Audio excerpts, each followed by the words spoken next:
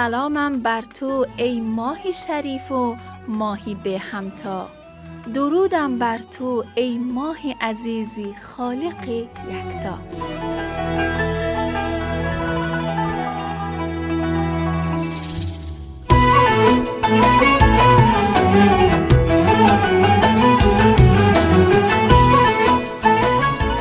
سلام بچه ها، خوش آمدید به برنامه مهمانی خدا جان. حالتان خوب است؟ سلامتید؟ خدا رو شکر. میدانم که خیلی از شماها بار اول است که روزه میگیرید. پس یک سلام و خدا قوت به آنهایی که امسال اولین بار است که روزه میگیرند. روزه کامل.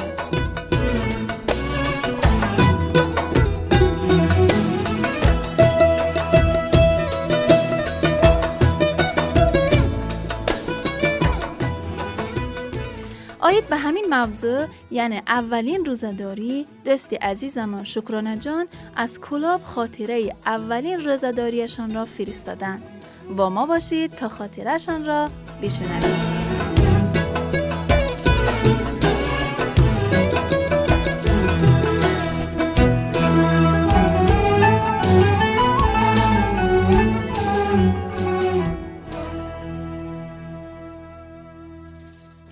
سلام میکنم به شما دوستان عزیز. من شکرانه 13 ساله از کلاب هستم. خیلی خرسندم که صدای مرا از رادیو مهر میشنوید. من میخواهم خاطره اولین روزه‌داریم را برایتان نقل کنم.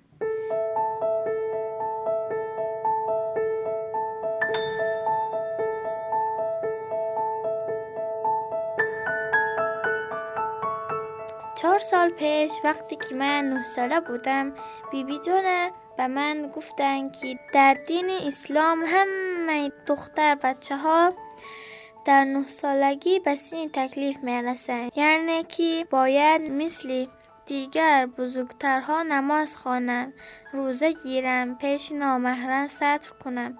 بیبی جانم به من فهماندن که رسیدن به سن تکلیف نشانه بزرگ شدن من است و من از این که می دیدم در قطار کلانترها می درایم خیلی خوشحال شدم.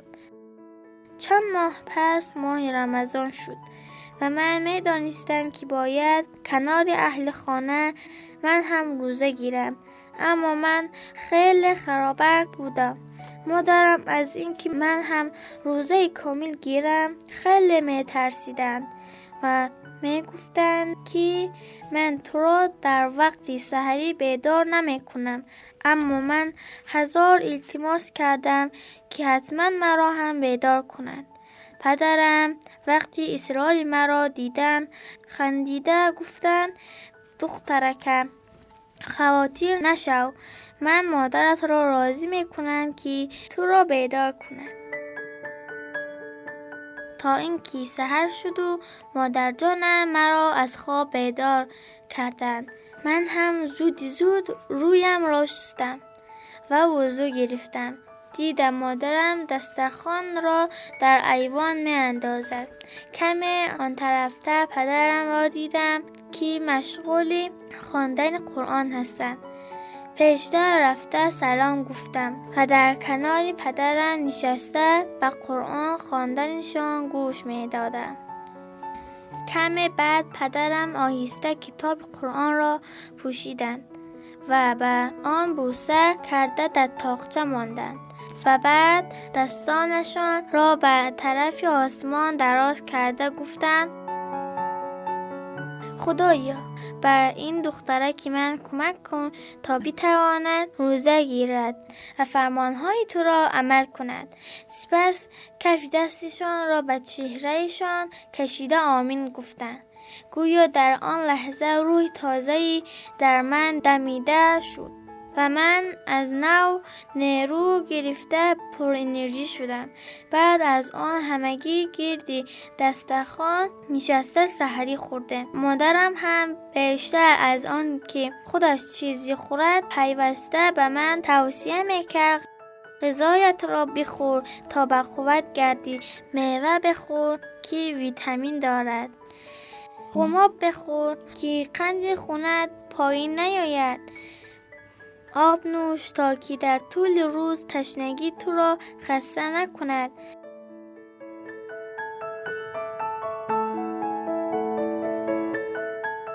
از اینکه می دیدم چقدر پدر و مادرم به فکرم هستند خیلی خرسند شدم. گفته هایشان را گوش کردم، با آنکه تا غروب آفتاب چیزی نخوردم و آبی ننوشیدم، اما خیلی سریحال بودم.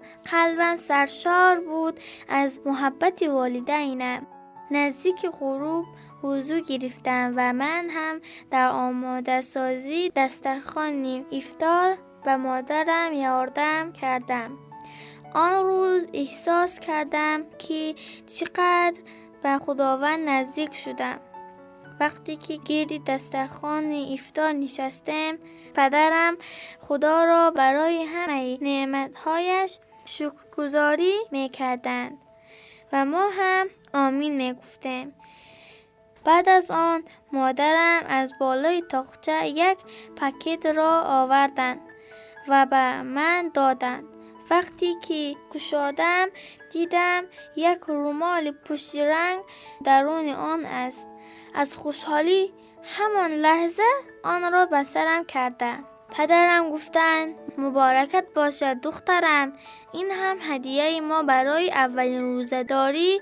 شکرانه جان. شیرینی آن روز هیچ وقت از ذهنم پاک نمی شود.